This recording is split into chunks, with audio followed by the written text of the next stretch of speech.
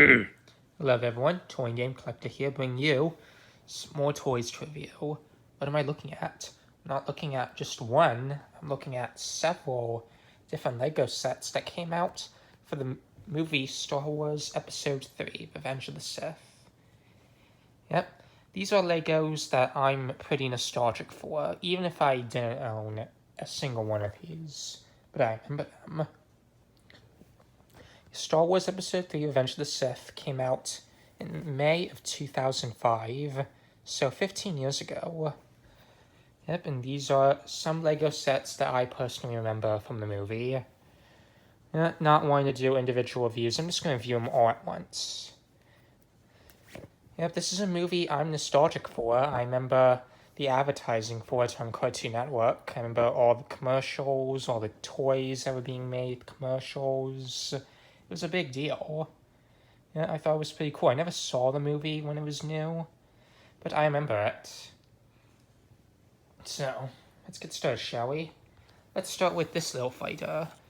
This is the Separatist Droid Tri-Fighter. This came out around the time of the movie for around, I believe, $15. Not a bad deal.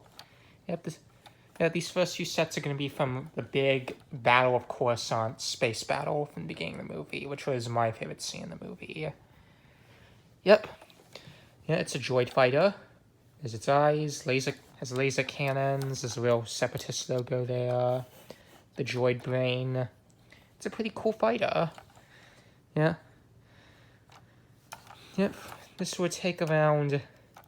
I didn't build this personally, I got this used and it was built, but based on the size of it, I say this taking no more than an hour to build, at most. It's a pretty cool ship, I like it. You know, the only thing I don't like about this set is the eyes move back and forth like that. I kind of wish this ball was a little closer to the eyes, kind of like it is in the other toys and the newer Lego sets they make for this. There's the engines. I guess one cool thing about it is you can land it however you want, like that. You know? It also came with a little Buzz Droid figure. Yeah, very, very basic 2005 Lego Buzz Droid figure. It has bow droid legs. It has these two little astromech domes here. Little buzzsaw, two red studs for eyes. Very primitive, but hey, it's 2005. What are you gonna do? I like it. It's a nice set for what it is. Now we're gonna move on to a set I wish I owned as a kid. This was my most wanted set as a kid. This is the ARC 170 Starfighter. The reason I like this ship, so this little thing back here, I liked vehicles that had little guns on the back of them. It comes with 3 clone pilots and 1 astromech droid.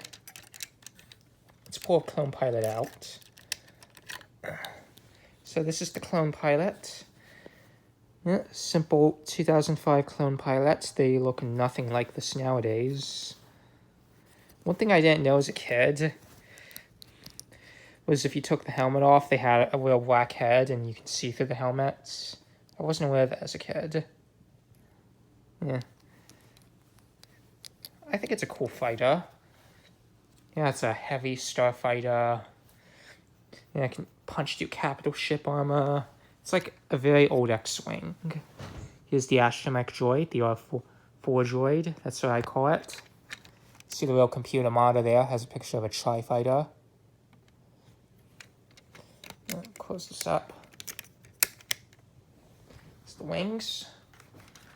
This around. It's a pretty cool ship. You know, this little yellow part right here, if you pull this lever back, you can release bombs or something. It's not very good. Let me see if I can open the wings. Yeah, the wings are connected with little rubber bands. Turn this.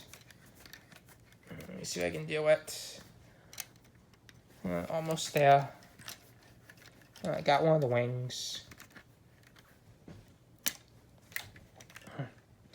You can more or less see the wings open up. Let me see if I can fix that. Hang on.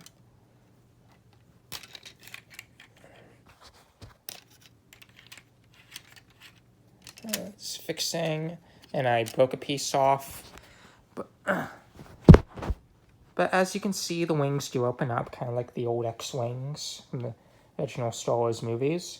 It's a pretty cool ship. I love it. Yeah, this set, I believe, cost around $50 back in the day. I could be wrong.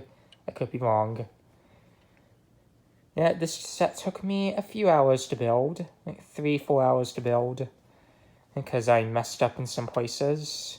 I will not get into that. But I think it's a pretty cool ship. I really like it. Yeah, the Arc 170 is definitely... The last one LEGO did definitely doesn't look like this anymore, I'll say that. Now they have 2 guns, or more accurate clone pilots. And again, last time LEGO made this into a set was 2010 for the Clone Wars TV show. Yeah. I could have gotten that one, but I chose this one because I'm nostalgic for this one. Now next we have set number 7256. This is Anakin Skywalker's Jedi Interceptor and a Vulture Droid. Open this up. You have a 2005 Anakin Skywalker figure. And he's not easy to get in there, that's for sure. He also doesn't have a place to hold his lightsaber, unfortunately. You have an opening closing cockpit with a nice 3D print on the cockpit. We got the top of an R2 whose head. Yeah, because back in 2005, you couldn't get the whole droid into one of these things, so they just give you the head. Yeah, more or less it looks like Anakin's fighter in the movie. Beginning of the movie, anyway. You have the little S-foils, open and close. Got some laser cannons here. There's the Republic logo. Landing gear, which can close. And yeah, now it's in flight mode. Whoosh. And I think I'm breaking parts on it. I'm not gonna mess with that too much. And here we have the Vulture Droid. Yeah, very simple, basic 2005 Vulture Droid. There it is in walking mode. And a way you can have it in walking mode is remove the head and put it on top of this thing here. Yeah, disconnect it. I'm not going to do it. It's a pretty cool ship. You know, basic, but not overly complicated like the last Vulture Droid LEGO made during the Clone Wars days. Let's look at the manual. Yeah, it's just basic manual. Nothing too interesting. Yeah, there's how it mentions it should be. And there it is in walker mode. I kind of put in walker mode. All these instructions are online. Here's a set I definitely owned as a kid. Yeah, this TIE fighter with the light up Darth Vader, that was pretty cool. One thing I remember about this TIE fighter was I had to put tape on the wings to get it to hold together. Because that's how... It just tells you how bad the build was for me. I thought it was cool for the time. And here, this brings me back. The LEGO Star Wars, the original video game. Yeah, I remember seeing this ad. I couldn't wait to get this game. I owned the Game Boy Advance version first, and then I got the GameCube version. One thing I love is this picture right here. This is from a level that never happened. This level was known as Anakin's Flight. When LEGO Star Wars Complete Saga came out, this level was put back in, but it was edited, so it didn't look anything like this. But yeah, PlayStation 2, Xbox, Game Boy Advance, and PC. Those were the days. I can't wait for that new game to come out. And next we have the Clone Turbo Tank. This is one of the biggest sets you could have bought back in the day. And my god, is it big. Whew. Yeah, it's also unfortunately very flimsy. It was not very fun to put together. Yeah, has these little tires. It can go back and forth. Yeah, if you move enough pieces on it, pieces will fall off. Like, move the front of that cockpit, open this cockpit door open, it's gonna fall off, plain and simple. Open this up, that'll fall off. But this is the inside of it. You have a little turret gun. You also have a little tower. I don't know how to keep it up, unfortunately, but it's supposed to stay up, and now it's staying up. And it goes down. You have another little room here. fit 2 clones or a Jedi in there. Got some blasters, the old school Lego blasters. Got some figures. Here's a jetpack trooper, phase 2 jetpack trooper. Here we have a clone commander, clone with binoculars, and we got a couple basic battle droids, the old Lego blasters. Nothing really special. You know, these are definitely showing their age, that's for sure. Because their limbs are very flimsy. So you get, and here's the manual, of course. And one thing I love about this manual is it has like very old Lego sets in the back. Let's take a look at some.